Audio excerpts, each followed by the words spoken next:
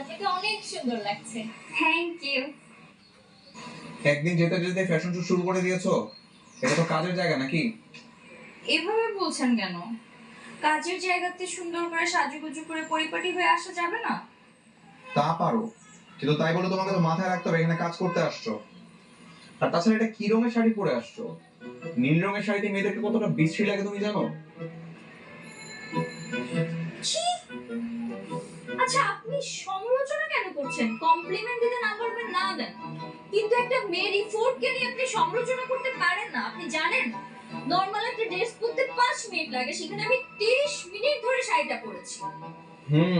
উদ্ধার করে ফেল